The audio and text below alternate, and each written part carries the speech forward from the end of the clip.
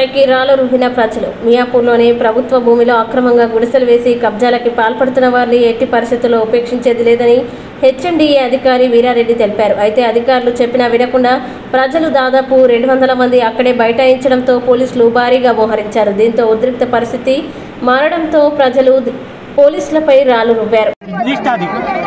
అంటే నేను మేస్త్రి పని చేస్తా. నేను మేస్త్రి పని చేసి 35 సంవత్సరము. నేను రెండోసారి బిల్డింగ్ మీదకి వెళ్ళి బయట ఇక ఏళ్ళు కూడా పోయింది, ఇంకోటి కురుకు కూడా ఉంది కింద. మేము ఇవాళ మా పానం ఉందని మేము బతుకుతున్నాము.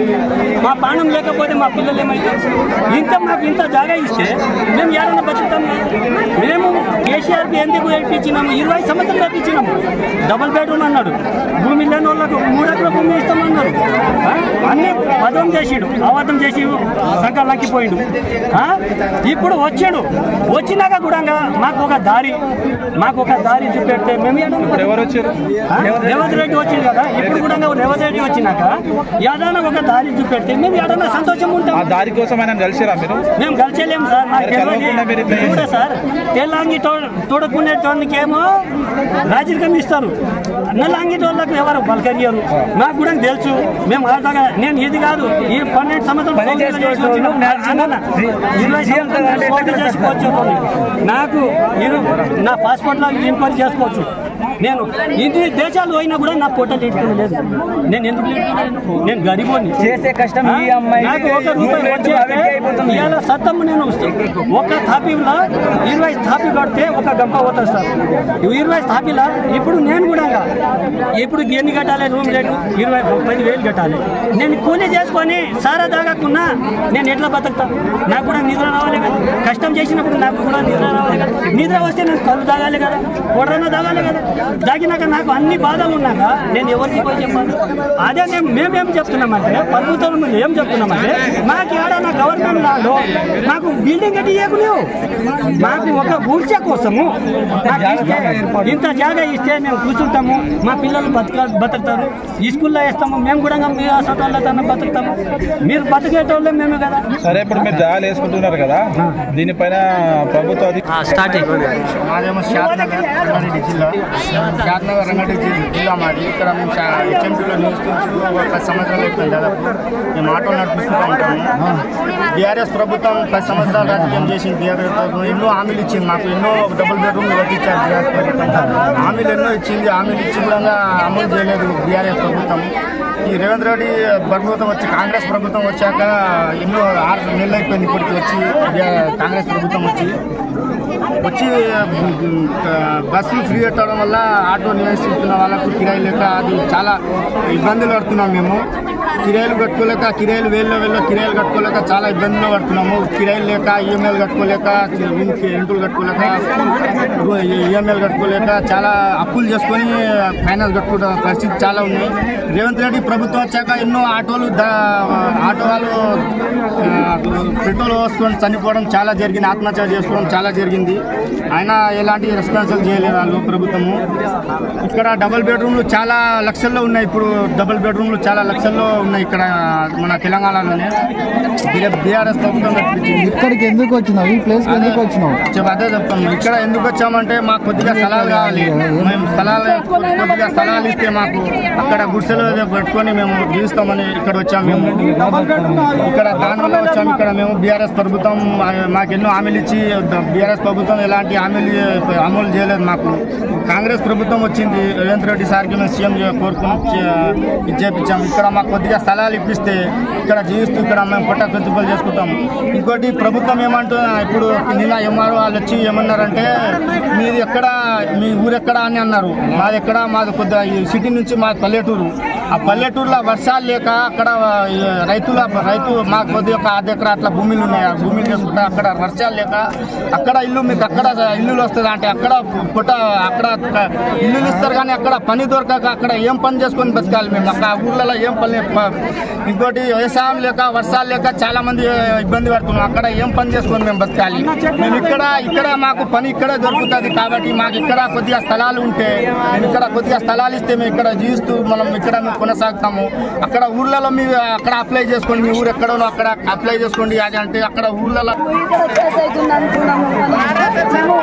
5-6 మందులకు వర్షంలో నీళ్లు కలిసి పాములు కలిసి మాకు ఒక ఇల్లు లేక ఓట్లు వేసినప్పుడేమో మీకు డబల్ బెడ్రూమ్ ఇస్తామంటుండ్రు, మీకు రైతు బంధు ఇస్తామంటుండ్రు. మరి నా పేరు బుజ్జమ్మ సార్, మాది మహబూబ్నగర్.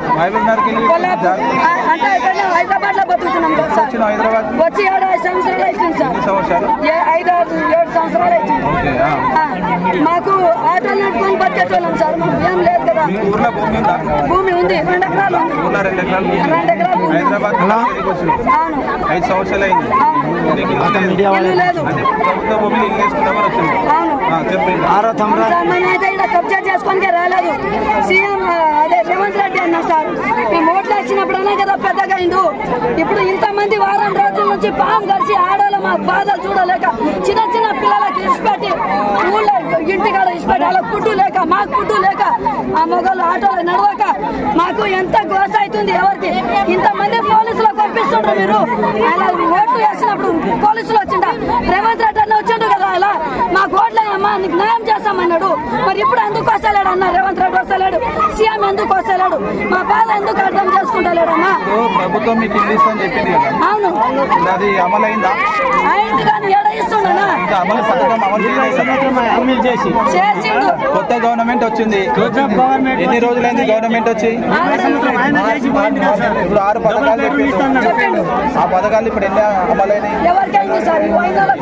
6 పథకాల్లో ఎన్ని అమలైనాయి? 3 అయినాయి. అంటే ఇప్పుడు ఇల్లు పథకం కూడా తొందరలో స్టార్ట్ చేస్తాం. మరి అప్పటిదాకా మీరు ఆగాల్సి వస్తుంది కదా. ఎన్ని రోజులు సార్?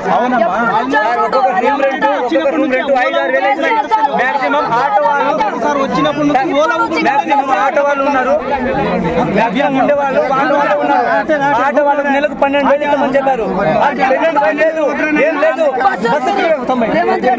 బస్సు ఫ్రీ పెట్టిండ్రు. బస్సు ఆటో కార్బార్ అయితే లేదు. మా ఎంఐ కట్టలేక, మా రూమ్ రెంట్ కట్టలేక అది ఎందుకు?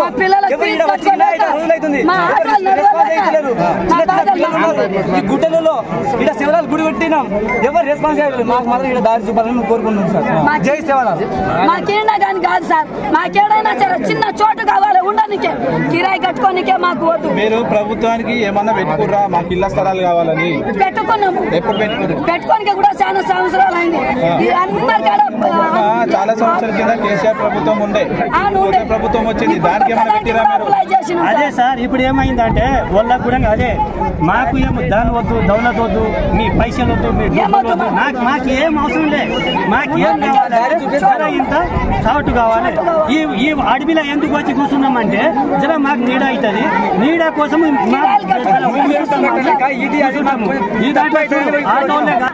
సగనపల్లి తాండ సార్, సకినేపల్లి తాండ మాది. అక్కడ వర్షాలు లేక 400 చెట్లు నాటాం సార్, మామిడి చెట్లు. జుప్పల్లి సారు వీళ్ళు ఏం చేసినట్టే మంచిగా మీరు హైదరాబాద్ పోయేది అవసరం లేదని సార్ చెప్పారు. ఇంతవరకు కాలువ కూడా శాంక్షన్ అయింది సార్. కాలువకు దేశీపీ లేదు, ఓపెనింగ్ లేదు, ఏం లేదు. 400 చెట్లు ఎండకు చచ్చిపోయినాయి సార్. నేను బోర్లు వేయించాను, 5 లక్షలు ఖర్చు అయింది. ఇక్కడ హైదరాబాద్ లో వచ్చి బతుకుదామంటే అది ఎట్లయిందంటే మరి మేము పరిస్థితి మాది ఘోరంగా, అది రూమ్ రెంట్ కట్టలేక మేము వస్తున్నాం సార్. మాది 4 పిల్లలు వాళ్ళకు చదువు, తిండి, నేను నేతి పని చేస్తాను. ఇంకోటి రేవంత్ రెడ్డి సార్ ఏం చెప్పాడంటే గుంపు మేస్త్రి, మా పేరుని బ్యాడ్ చేసిండు రేవంత్ రెడ్డి సార్. ఏంటంటే గుంపు మేస్త్రి అంటే గుంపు మేస్త్రి ఇప్పుడు గుంపు ఉంది కదా, రేవంత్ రెడ్డి వచ్చి మాట్లాడమండి ఈడ వచ్చి గుంపు మేస్త్రులకు కొద్దిగా స్థలం ఏమను, మేము ఈడ బతుకుతాం, బతికి మా పొట్ట దేవుడు మేము ఈడ తిరుచుకుంటాం కదా సార్. ఎప్పుడు మీడియా ముందర నేను ఎప్పుడు మాట్లాడలేదు సార్. రేవంత్ రెడ్డి మీ మేస్త్రి అందరినీ గుంపు మేస్త్రి అని రేవంత్ రెడ్డి అన్నాడా? రేవంత్ రెడ్డి ఒప్పుకున్నాడు కూడా, నాకు ఎవరో చెప్పిండ్రు నేను గుంపు మేస్త్రి అని చెప్పిండు. చెప్పినప్పుడు కూడా ఇప్పుడు రేవంత్ రెడ్డి గుంపు మేస్త్రి అనుకున్నాం, వచ్చి ఇక్కడ గుంపు మేస్త్రితో మాట్లాడి మాకేమో న్యాయం చేయాలంటే చేసుకోవాలని కోరుకుంటున్నాం.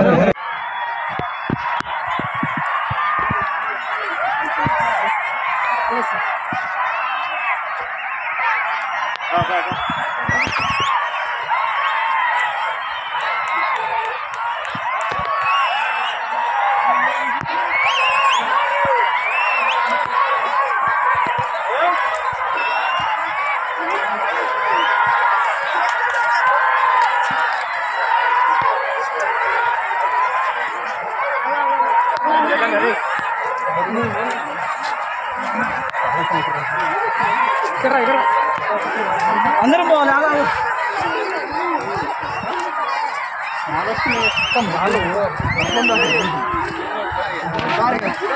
సార్ విత్ స్టోన్ ఉడికాడ కూర్చున్నా అండి. కూర్చున్నాక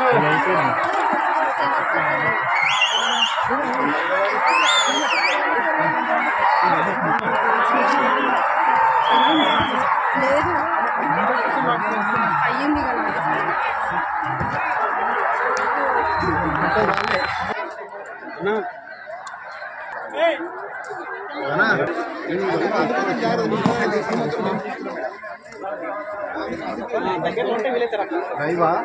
ఎవరు లేరు, టీవీ 9 ఉన్నట్టుంది.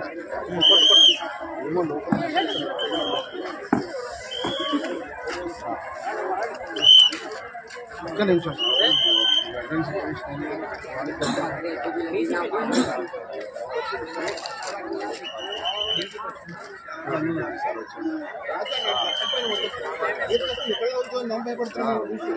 హెల్మెట్ వేసుకురారా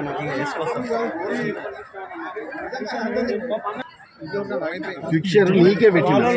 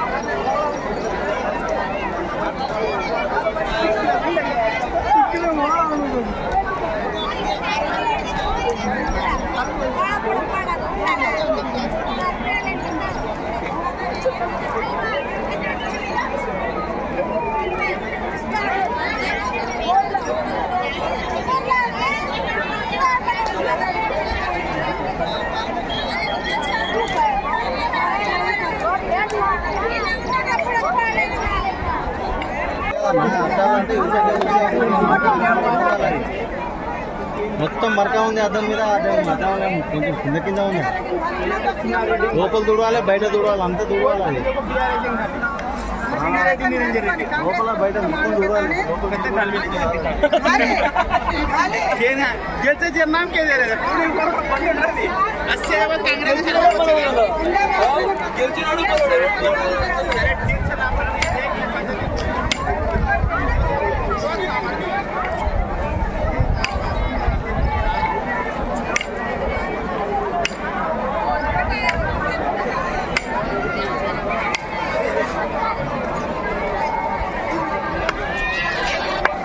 హలో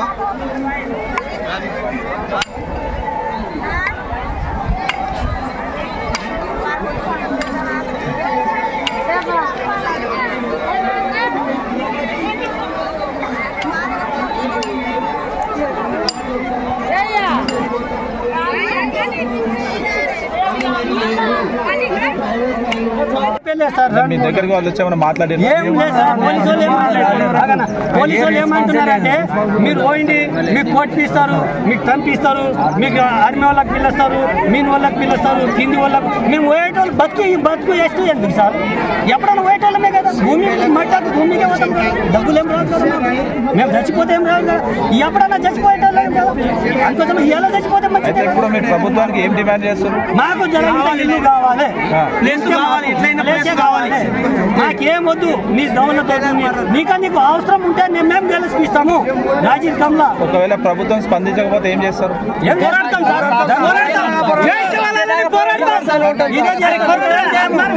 ఇక సస్తాం ఈ దాంట్లోనే, బతుకుతాం ఈ దాంట్లోనే, అట్లనే చేస్తాం. జై శివాల.